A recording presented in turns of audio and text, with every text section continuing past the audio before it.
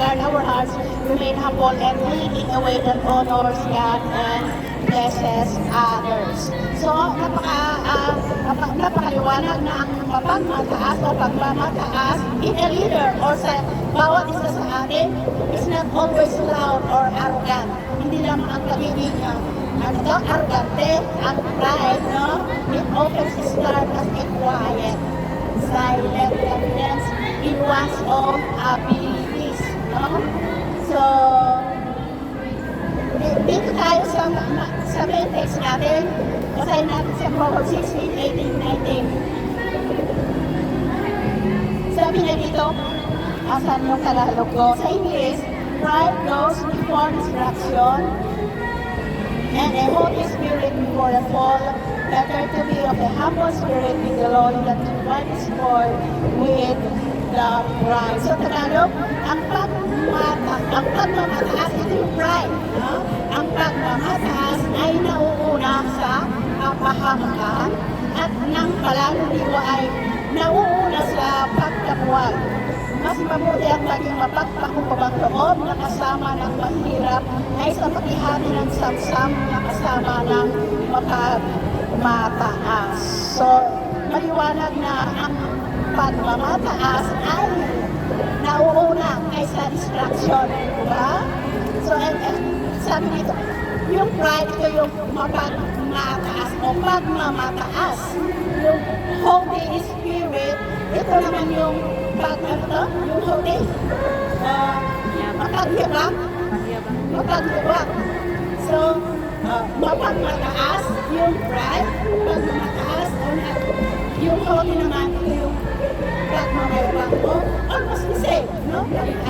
Mapagmataas o mapaghiwag o arrogante. Yung and before Holy Spirit before a fall, better to be of a humble spirit. Ito yung pagpakumbaba. With the lowly, ito yung hindi naman ibig sabihin na lowly yung poor, na yung mga pobre na walang pera, na katulad ng mga pera, but a lowly spirit, or a poor in spirit. Wala ba? Then to divide the spoil with the proud. So, ano itong spoil na ito? Yung samsam na mga kayamanan, di ba? Na sinamsam mo sa na kayamanan na in that class, in your own ways. Samsam na ano mo sabihin ng samsam, no? Force, by force. Na kayamanan na kinuha mo by force. Ito yung spoil na binabanggit dito. Spoil with the proud. Ito yung mga arugante nga. So, yung sa textual background, the book of Proverbs, a collection of wisdom sayings, instruction and teachings compiled by King Solomon, advises men who ever live. So, written to guide God's people in righteous living. So, guide God's people. So, hindi lang mga leaders, kundi tayong lahat. No? In righteous living.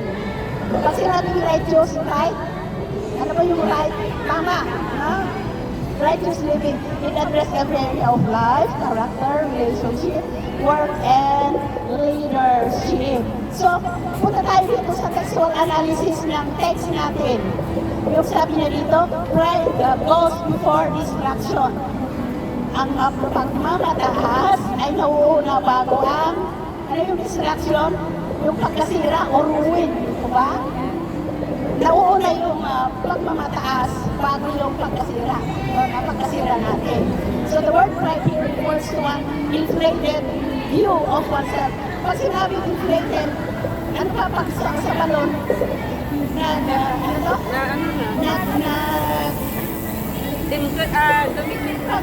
Inflate kayo yung balon luwa-lawa parang gano'n.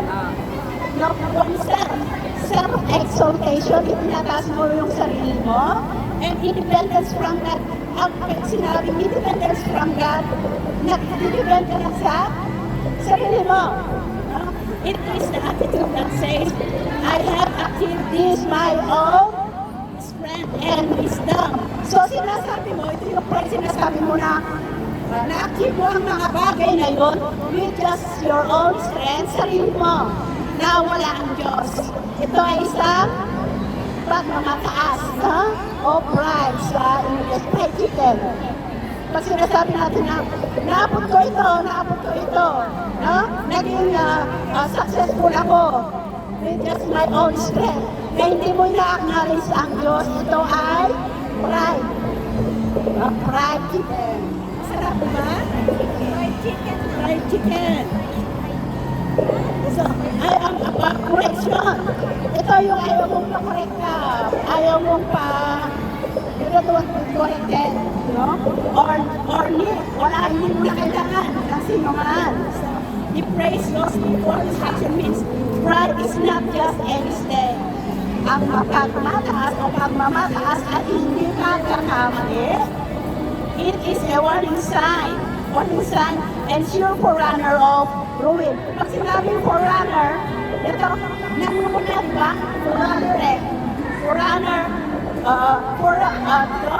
Forerunner of ruin. Ito yung destruction, ang pagkabagsak mo. So, it does not happen suddenly. So, hindi ito mangyayari ka agad-agad. Pride builds until it collapses under its own weight. Ang pagmamataas ay nabubuo ito hanggang mag-collapse, no? Under its weight. Pag sabihin ito under its weight, pag hindi na kaya, ito ay nag-collapse in its own. So ito yung pride, yung phrase na pride comes before destruction. So a Holy Spirit before a fall, ito yung sinabi ko yung pagkirap na ito. The Holy Spirit speaks of arrogance, a condescending attitude toward others, and a refusal to submit God or authority. So, pag ayaw mo magpasabit sa Diyos, ito ay speaks of arrogance. The following is moral failure, loss of influence, broken relationship, or spiritual separation from God. No leader stands taller than when they are under his before God. No leader is more vulnerable than when they think they stand on their own. So, ang napakaliwanag na yung may mayabang ka Espiritu. Meron, di ba? Oo, ito yung Holy Spirit. Kasi nasabi nito, it speaks of arrogance. Ano ito yung arrogance? Ay, ako yan. Ako lang yan. Ito, pag ano natin kung may Holy Spirit siya o mayabang Espiritu. Ano yun? Mayabang sa lahat ng bagay. Ayaw niya mag-submit sa Diyos. Ito ay may Holy Spirit o may mayabang siyang Espiritu. So, ito yun yung Holy Spirit before all.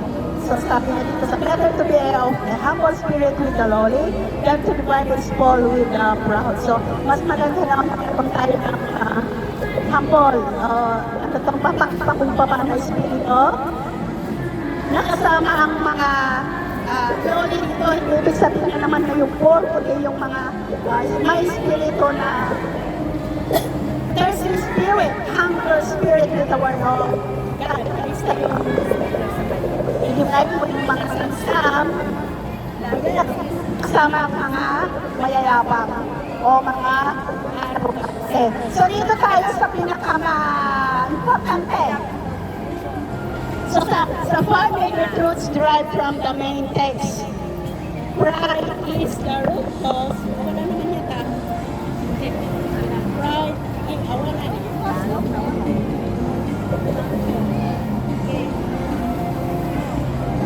Wala? Meron? Tandaan natin, yung una, ang pagmamataas ay root of, cause of every leader's downfall. So hindi lamang mga leaders, kundi tayong lahat. Ang pagmamataas o pagmamataas ay, o sabihin na lang, susi. No? Susi o cause of everyone's downfall. No, hindi lamang leaders, kundi tayong lahat. Pride is not just a small character flaw. It is the foundation of spiritual and moral failure. when pride enters the heart. So, saan ba gumagapang ang pagmamatas o pagiging arrogante o ang pagmamayabang o pagiging mayabang? Dito sa utak? Dito sa puso. No? Tandaan natin, dito sa puso. So, when pride enters the heart, it replaces. Pag sinabing replace, o pinapalitan yung dependence natin sa Diyos at dependence on self. So, pinapalitan na yung pagiging dependent natin sa Diyos. Magiging dependent ka na lang sa sarili mo. It makes the leader or it makes us think that we are exempt from mistake. From mistake, above correction, or more important than those they serve. So, iniisip niya na maraming mga leaders na ganito, di po ba? Na porque mga leaders sila, hindi na sila pwedeng itama o i-correct. No? So, because they are above correction, because they are leaders, tingin nila sa sarili nila, they are above. No? Sila na ang pinakamagaling, pinaka sa lahat. Sabi niya, or more important than those they serve. This attitude blinds them to their faults and opens the door to all kinds of sin and error. So, pag ganito ang attitude natin, sabi niya, blinds. Ano ito pag sinabing blinds? Hindi mo na nakikita. Hindi mo na nakikita yung pagkakamali mo at ito yung open door o binubuksan mo yung pintuan upang ikaw ay magkasala. So, pag bulag tayo, di ba pag bulag walang nakikita? So, pag spiritual na blind tayo, hindi natin nakikita kung ano yung nagagawa natin. Diba? So, pag ganito tayo, na magbubulag-bulagan, hindi natin, binubuksan natin. We open the doors for sin. Tandaan natin, pag ayaw natin magpakorek, ayaw natin, nakadepende lang tayo sa ating sarili, no? At ang tingin natin ay abang tayo, lalong-lalo na kung worker tayo, leader tayo, pride ito. So, sinyalis ito na pride, kayabangan, mapagmataas. So, tanda natin ang mga sintomas. Dahil ang pride parang cancer. Na? Hindi mo na mamalayaan, ginagapang ka. So, kaya nga sabi niya, pride grips leadership o pride grips all of us. Pag kumagabang, mabilis ka, unti-unti, di po ba? So, ang cancer ganon din. So, ang pride ay katulad ng cancer. No? Kumakalat yan pag hindi natin namamalayan. So, sabi niya, this attitude blinds them to the truth. So, supporting verses. Sa 1 John 2:16, for all that is in the world, the lust of the flesh, the lies of the eyes, and the pride of life, is not of the Father, but is of the world. So, yung nabanggit ko kanina, ang tatlong ito yung kasalanan na nagagawa natin sa mundo, sa pang-araw-araw, no? The lust of the flesh, yung ninanais na gustuhan ng ating laman, ang gusto ang ninanais ng ating mga mata, at ang pride of life. So, pride of life is a sin. Pride ay kasalanan. Tandaan natin, kasalanan ang pride. Dahil hindi nanggagaling ito sa Diyos, nanggagaling ito sa kaaway. Sabi niya dito, but is of the world. Sino ang nandito sa mundo? Sino ang naghahari dito sa mundo? Si Satan. So, tandaan natin, ang pride ay hindi nagmumula sa Diyos, nagmumula ito kay Satan. So, sa Daniel 4:37, now I, Nebuchadnezzar, praise and extol and honor the King of heaven, all of whose words are true, and his ways justice, and those who walk in pride, he is able to put down. So, maliwanag, ano? Sino man ang lumalakad na mapagmataas o may pagmamataas o may pagmamayabang o arrogante, God will put him or put her down. So, number 2, sa pride always precedes failure. It is never an accident. So, hindi aksidente ang pagkakaroon ng pride. Tandaan natin, distraction and faults do not come out of nowhere. They are the result of a process that begins in the heart. So, tandaan natin, ang pride ay nagmumula dito sa ating puso. Hindi sa ating isipan, kundi nagmumula sa ating puso. Pride is the advance signal that a fall is near. Pagkabagsak o ruin or distraction ay malapit na. So, a leader who becomes arrogant, refuses advice, or seeks only their own glory is walking a path that leads to ruin. So, ang leader o ang sino man na arrogante o ayaw tanggapin ang payo o advices o seeks only their own glory o yung gusto lang na yung siyang pinupuri. Oy, ang bait mo. Oy, ang ganito. Ang galing-galing mo. Oh, you're so anointed. Pati ka, oy, natutong pa dahil anointed ka. Kapag nag-pray, yun ang gustong-gusto. Itinataas mo siya. Yun yung pag gano'n yung tao na ang ninanais lang niya ay yung itinataas mo siya, ay nandun yung president. So, it's walking a path that leads. Pag gano'n tayo, hindi lamang leaders, ang dinadaanan natin ay papunta sa distraction o ruins o fall or pagkasira. Pag sinabi kasi ruins ay pagkasira, di ba? Pag buwasak yung building, ruins, pagka sabog-sabog, o ruins na paano bumubuin yun? So, God opposes the pride, and He will bring down every leader who exalts themselves. So, papalitan ko yung leader. God opposes the pride, and He will frown anyone who exalts themselves, because leadership of all of us belongs to Him. Leadership belongs to God, and all authority is under His control. Failure is not inevitable, but it is certain if pride remains unaddressed. So, kailangan na i-address natin itong pride na ito, Kasi kung pababayaan natin, anong mangyayari sa atin? Masisira naman tayo. So, next.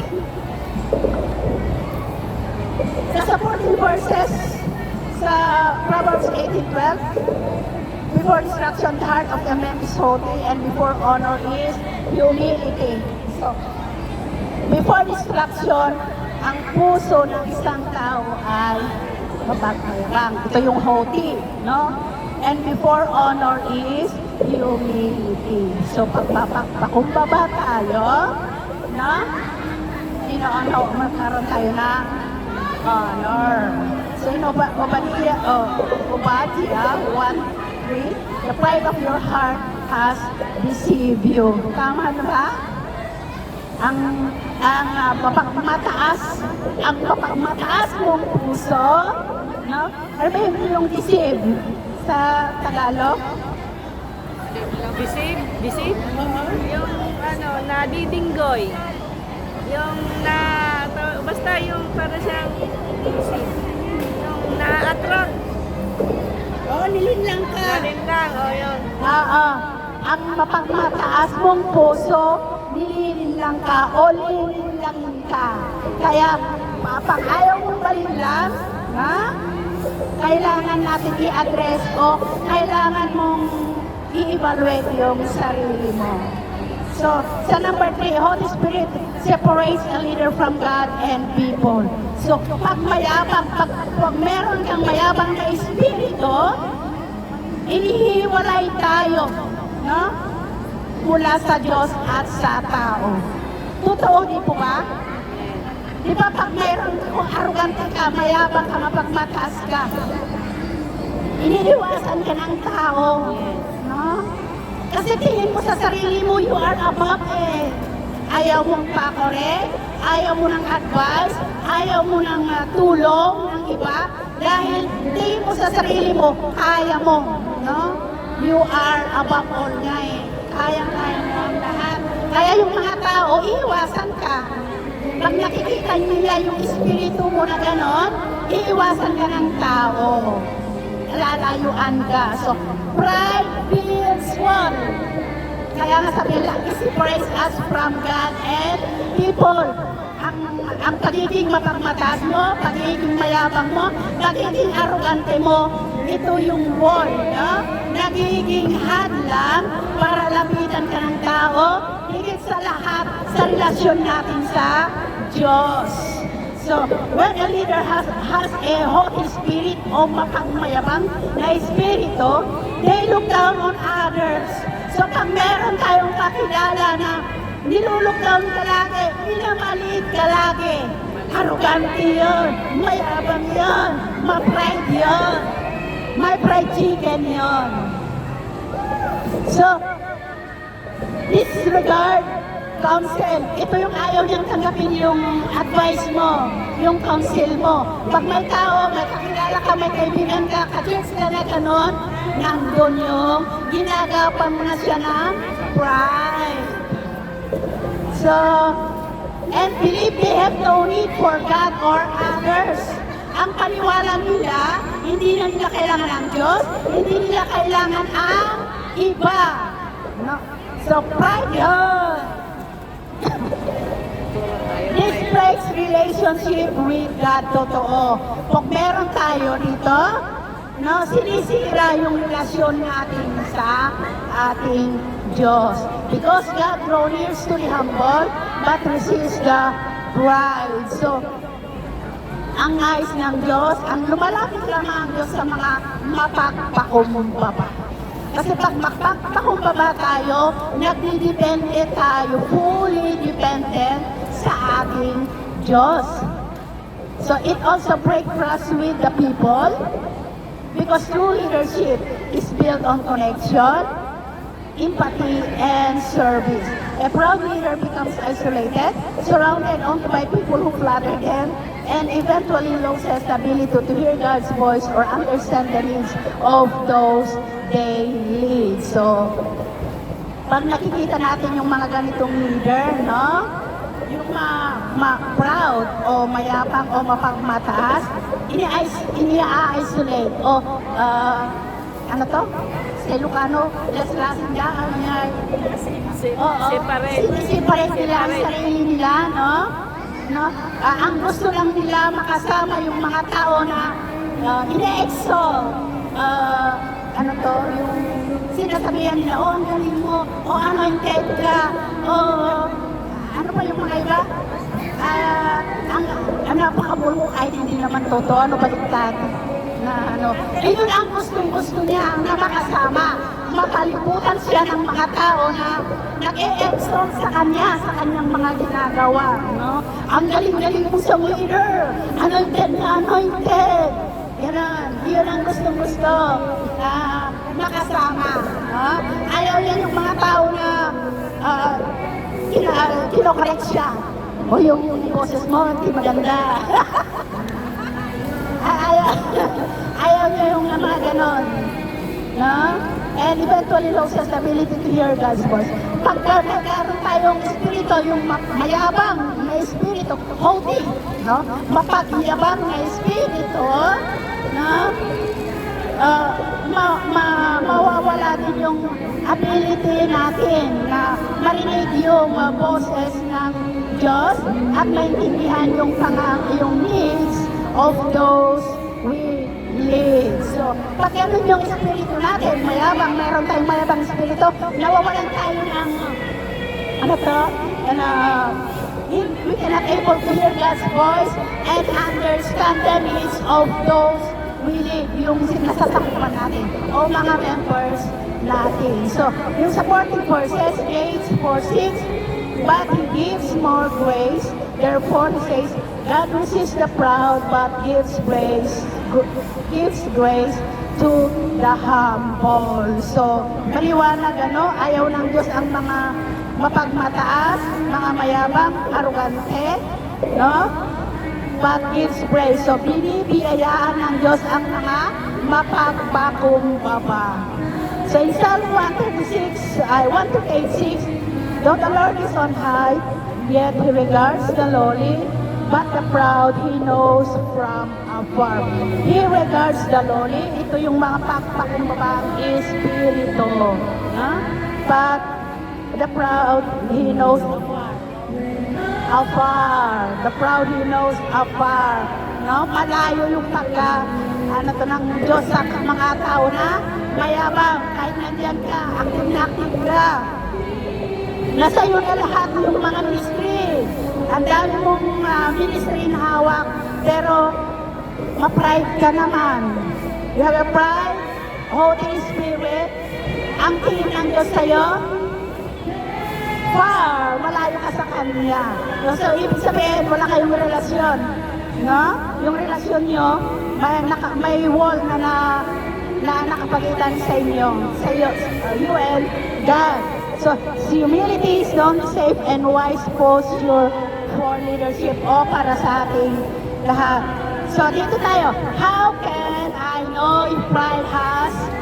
Paano ko malalaman na ang spirito ng pride o mapagmataas ay ginagapang na ako. Ginagapang na ang puso ko. Sabi niya, ang answer, you can detect pride examining your attitudes and action. Paano natin malalaman na ginagapang na ang puso natin ng pride? I-examine natin ang ating pag-uugali at ang mga aksyon natin. Signs includes, tanda natin, becoming defensive when corrected. Pag itinatama tayo at nag-defense ka, isa yun na senyales na ginagapang tayo ng pride. Believing you do not need advice, naniniwala ka na hindi mo na kailangan ng payo o counsel na, o you don't need help of others. Isang senyales yun ng pride. Seeking credit or praise for what God has done. So, ginamit ka ng Diyos. Halimbawa, na-pray-over ka, gumaling yung tao. No? So, kaya na-deliver siya. Hindi Diyos ang binibigyan mo ng glory, kundi sa'yo. So, yung credit sa'yo, hindi sa Diyos. No? Isang senyales yun ng pride. Na ginagapang ka na ng pride. Looking down on others or thinking you are more important than them. O, pag minamaliit mo ang kapwa mo at iniisip mo na ikaw ay mas mahalaga kaysa sa kanila. Isang sinyales na ginagapang ka ng pride. And making decision, pag gumagawa kang decision, base lamang sa iyong sariling in your own will, rather than God's word. The Bible calls us to self-examination. Pag gumagawa tayo ng sarili natin decision based lamang sa sarili natin, na hindi based sa salita ng Diyos, ito ay senyales ng ginagapang tayo ng pride. So, sa 2 Corinthians 13:5, examine yourselves whether you are in the faith. Test yourselves. Examine natin ang ating sarili. Meron ba, nakikita ba natin o nararamdaman ba natin ang mga senyales na ito? Kung meron, may ginagapang tayo ng pride. Question number 2. Can a proud leader, o can tayo lahat, no? Can a proud leader be restored? And how? So, yes, ang answer, yes, it can be restored. God's grace is available to all, including proud leaders. Restoration begins with genuine repentance. So, sinabi niya dito, restoration, o mare-restore tayo, magmumula sa genuine o totoo na pagsisisi. Pag sinabing totoong pagsisisi, na ina-acknowledge mo yung mga pagkakamali mo. Tinatanggap mo yung correction ng iba,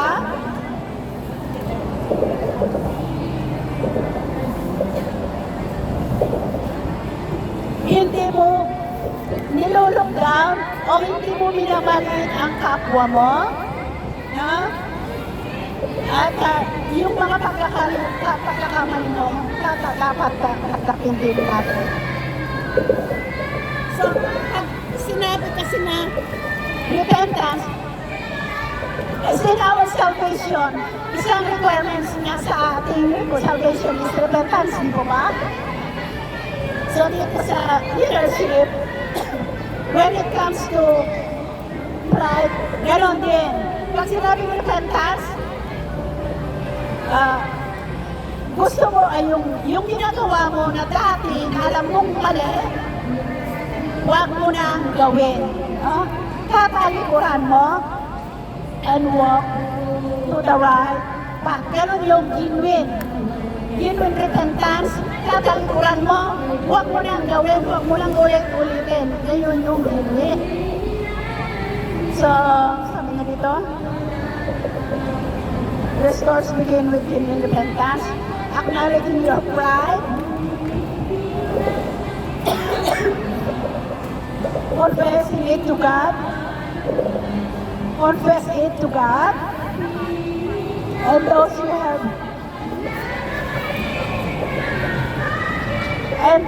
have heard, turning away from self-exaltation, and submitting yourself fully to God. It requires a willingness to learn, to be corrected, and to walk in humility from that day forward. God restores those who humble themselves. Ulitin ko, paano tayo mare-restore? Sa tunay na pagsisisi, tatanggapin mo, acknowledging your pride, i-confess mo ito sa Diyos at sa mga tao na nasaktan mo. Turning away, ibig sabihin, tatalikuran mo yung self-exaltation, hindi mo itataas ang sarili mo.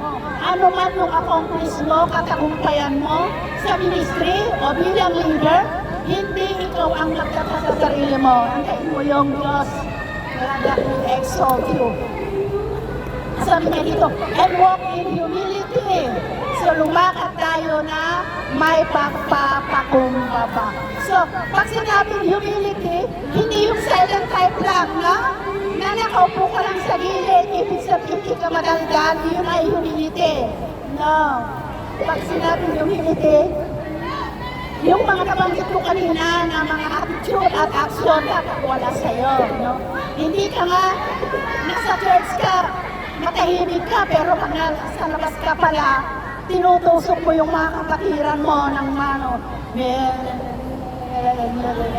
Ganon pala ang ginagawa mo. So, pag nasa verse ka, tahimik ka, nasa gilid ka lang, hindi yun ang pinapakita na humble spirit ka, mapagpakumbaba ka. Yung attitude mo towards others, and yung action mo towards others, pag walang nakakakita, yun yung mapagpakumbabang espiritu. No? So, tandaan natin, mga kapatid. Kailangan natin ng self-evaluation. Sa totoo lang, ang tagal ko sa church, pero talagang yung pride hindi ko maamin, no? Pero when I go deeper with the Word of God, kasi pag sinasabi nila noon, O yung action mo, yung attitude mo, kung ano yung lumalabas sa bibig mo, yun yung nasa puso mo, ay paglalaban ko lang, ako naniniwala. No? But, lumalin ako, naintindihan ako, ay tama. Kasi ito yung spiritual soul natin. Our heart is the soul. Yung lupa o field, literally, kung ang itinam mong binhi dyan ay kamatis, magbubunga ba ng mangga o ano or sili? Hindi. Magbubunga rin ng kamatis. So same with our heart, our spiritual field o soul. So kung ano yung itinatanim mo dito, galit, hatred, unforgiveness, envy, jealousy, o ano pa? Ang lahat ng iyon, ang bunga nito, ang lalabas sa action mo, sa attitude, no, sa character mo, alangan na holiness o righteousness, di po ba? So, kung ano yung itinatanim mo dito, ayun ang lalabas sa attitude at action mo. Tandaan natin, mga kapatid. So, pag ang pride gumagapang na sa puso mo, lalabas na rin yan sa action at attitude mo. So, yun yung aral na naano ko sa sarili. Ang sarap patukan ng sarili, no? Pag nagising ka sa katotohanan. Kaya, oo, nakikipagsagutan ko dito, hindi ko yung maamin noon. No? Lalo na pag, marami kang, yung mga nag-aaral dyan ng geology o whatever, tapos alam mo yung mga natukorin sa'yo ay talagang ipaglalaban mo yung, alam mo dahil alam mo, ganun ka, no? So, dito ko nakita, ay yung fried chicken ko, na hindi lamang set. Marami. Ayaw mo ka, correct. So, kahit ganun pala yung asimple, sabihin natin ay simple pala. Pero ito ay cancerous pala. No? Deadly. Sinabi ng deadly, ang pride ay deadly. No? Hindi natin namamalayan. Nasisira pala tayo.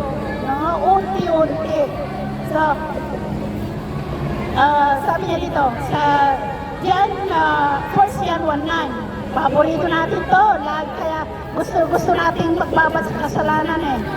If we confess our sins, He is faithful and just to forgive our sins and cleanse us from all our unrighteousness. Kaya, kahit may sinabing repentance dito, yung genuine na pagsisisi natin, hindi ibig sabihin na when we confess our sins, God is faithful and just to forgive our sins and cleanse us from our unrighteousness, patuloy pa kayong magbabad sa kasalanan. So, hindi ito ang magiging passes, no? O pasaporte natin upang patuloy tayo na maglublob sa kasalanan. Pag alam natin kasalanan, sabi nga kaya nga may genuine repentance, no? Totoo na pagsisisi. Tatalikuran natin yung alam natin na mali. So, how can I guard my heart from pride as I grow in influence and success? Paano ko magagard o mababantayan? Akandaduhan mo ang puso mo para hindi mapasok ng mapamatas na espiritu at mapagyabang na espiritu. Answer, guarding against pride is a daily discipline. Remind yourself, remind daw natin ang ating mga sarili constantly that every gift, so bawat regalo, o bawat success o tagumpay ay opportunity na nagmumula sa ating Panginoon. So, regularly study and obey God's Word. Kasi sinabing regularly, kailangan natin na mag-aral o makinig ng salita ng Diyos lagi. So, kalimutan natin ang ating mga sarili ng mga mapagpakumbaba at honest na tao na nagsasalita lamang ng katotohanan. So, ito yun, kung paano natin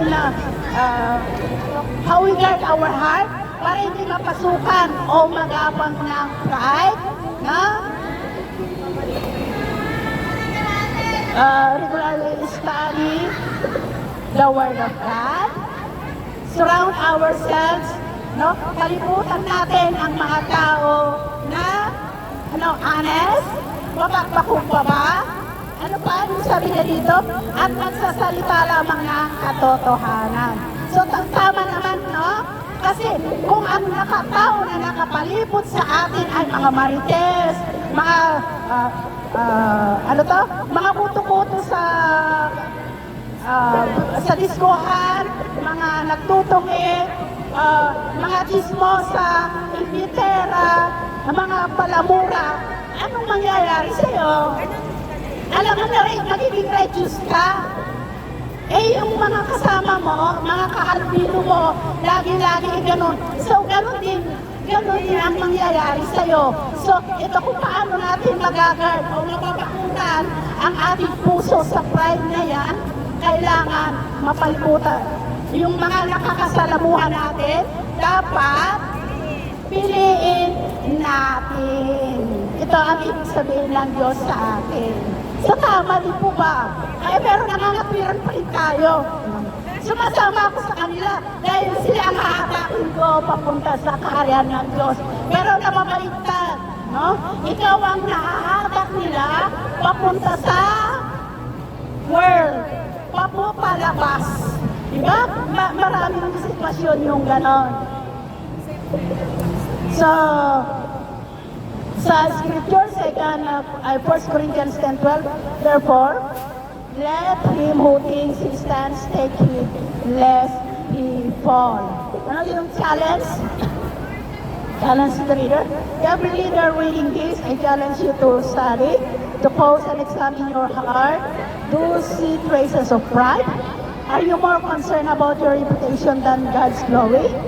Do you live to be served or to serve? Do you listen only to those who praise you, or do you welcome those who correct you? So, sa mga leaders o workers ng Diyos, so sa ating lahat, ito ay challenge. So, examine our heart. May nakikita ka ba na traces ng pride sa puso mo? No. Concerned ka ba about sa reputasyon mo o than God's glory? Or do you live to be served? Sa mga leaders, do you live to be served or to serve? Do you listen only to those who praise you? Or do you welcome those who correct you? So, dapat, alam na natin na, no?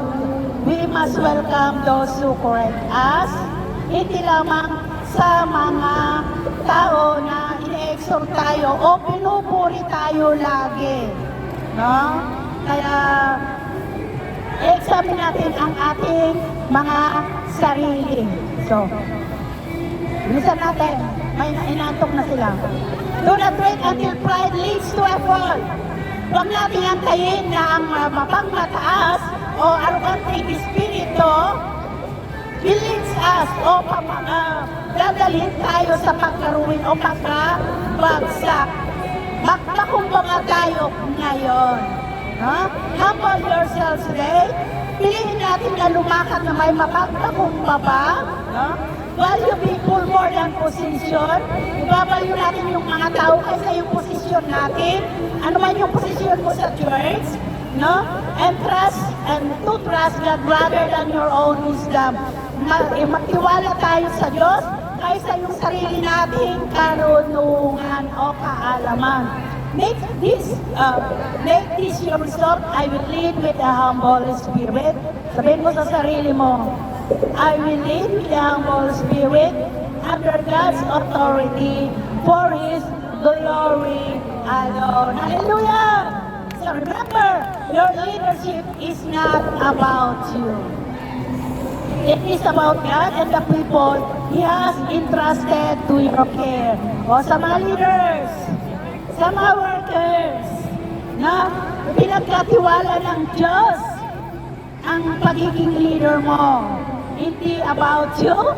No?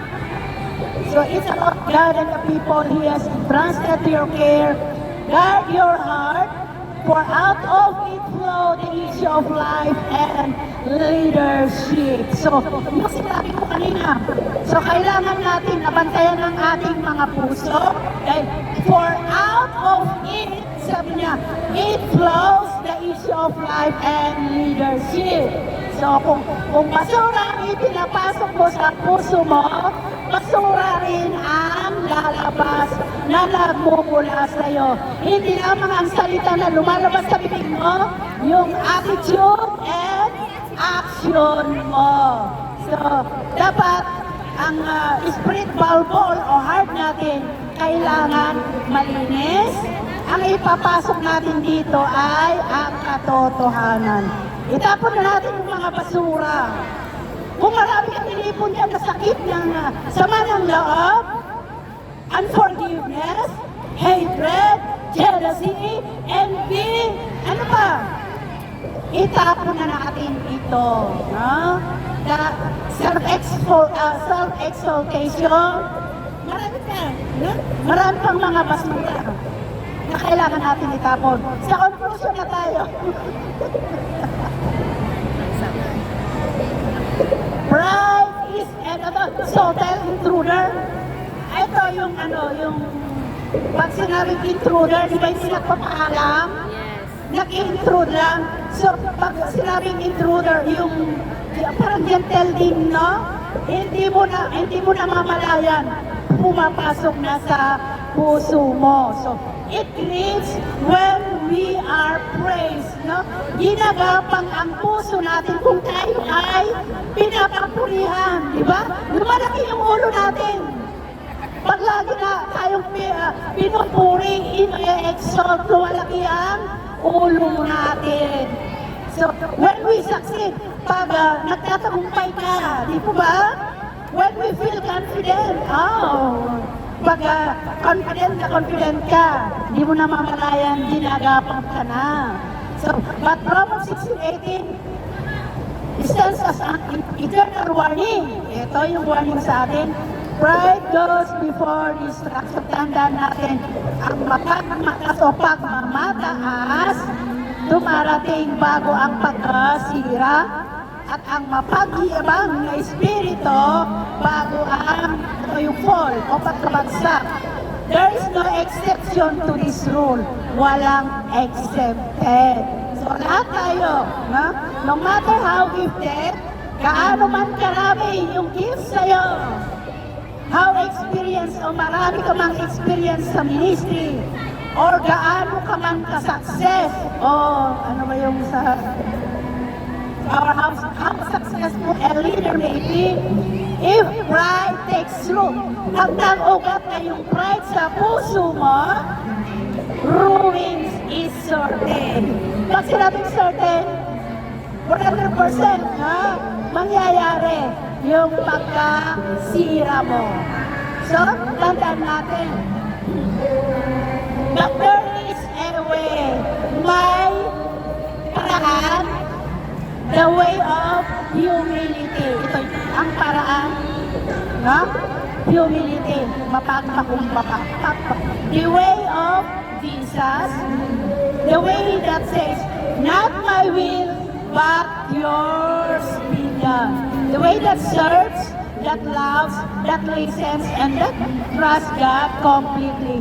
This way is safe, this way is blessed, this way leads to true honor and enduring legacy. Leadership is a stewardship, not a possession. Ipinagkatiwala lamang ang pagiging leader natin. So, ano mang ministry, ito ay ipinagkatiwala lamang sa iyo. Pangasiwaan mo na mabuti. So, not a possession, hindi mo pagmamayari yan. No? Ibig sabihin, anytime mawawala sa iyo. No? Kung leader ka man ngayon, pag arugante ka, mayapang ka, mapagmataas ka, babagsak ka rin. Babawiin ng Diyos. So, humility is your protection. So, being humble, ito yung protection natin para manatili sa atin yung magiging leader natin. So, ano mang ministry, leader ka sa music, leader ka sa intercessory, leader ka sa, ano ba? Kahit sa pagluluto, leader natin. Ang protection lang natin ay humility. And God's glory is our goal. Yung kalwalatian ng Diyos ang dapat na i-goal natin. Ha? Hindi yung kalwalatian mo, hindi yung glory mo. Cast out every trace of pride today and let God lift you up in His perfect time. So, paano natin i-cast out yung pride? Na, kung may nakikita tayo na nagre-trace na tayo na ginagapang tayo ng pride, ginapang ng pride ang puso natin, anong gagawin natin? Baguhin. Baguhin. Hindi yung ano lang, pride get out. Pride get out. Ay, ganun. Hindi yung cast out na ganun lang na. Kasi walang say-say. Ito yung galing sila sa akin, no? Kasi sabi ko, when it comes to deliverance, gusto mong ma-set free yung sarili mo. Nakikita mo na yung symptoms ng pride, no? O katulad ng cancer, may tinamaan ka ng sakit. Hindi naman pwede na cast out ka ng cast out. Ayaw mong magpagamot. Ayaw mong sumunod sa sinasabi ng doktor. Huwag mong kainin ito, huwag kang magkape, huwag kang uminom ng soft drinks. Ayaw mong sumunod. Ilang beses kang kakape lima. Yung coke mo, 5 bottle sa isang araw. Yung karne, sabi ng doktor, huwag kang kumain. Sige, lamon ng lamon. Cast out ka ng cast out. Cast out! Kinakas out mo yung pride mo, yung sinasabi ng Diyos, na gawin mo ayaw mong sumunod.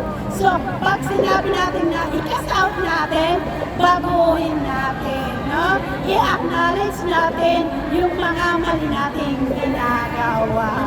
So, maliwanag mga ating, ha? So, mag-self-evaluation tayo. Examine ourselves, no? Pag yung mga symptoms na nabanggit dito, meron tayo, ibig sabihin, ginagapang na tayo ng pride. So, saan gumagapang yung pride? Sa kamay? Sa dita? Sa ulam?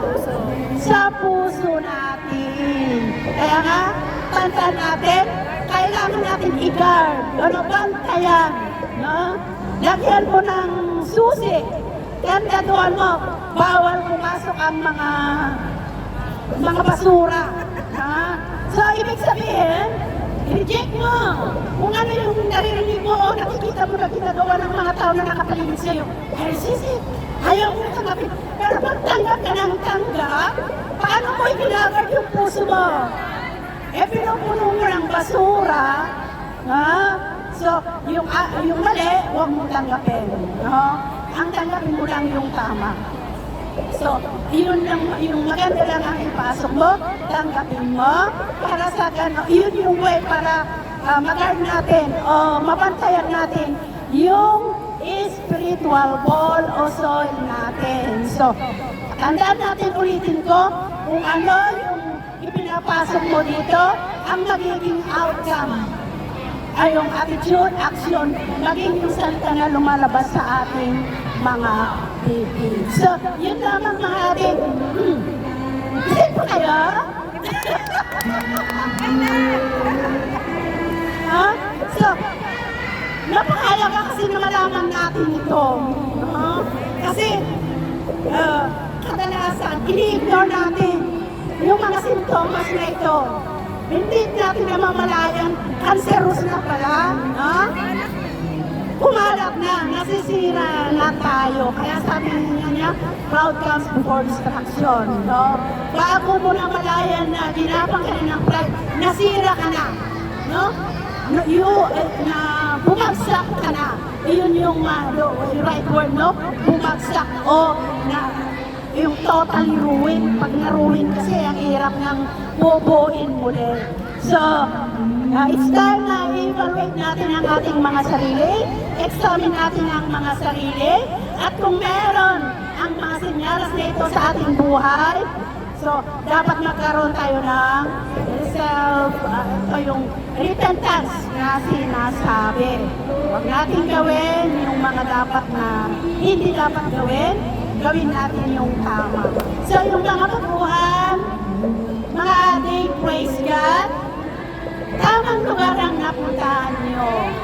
No? Sabi nga, palibutan natin ang ating mga sarili ng mga tao na nagsasabi ng katotohanan. Palibutan natin ang mga sarili ng mga taong mapagpakumbaba. Hindi mo pa iwasan mo yung tao na dadalhin ka sa kung saan-saan.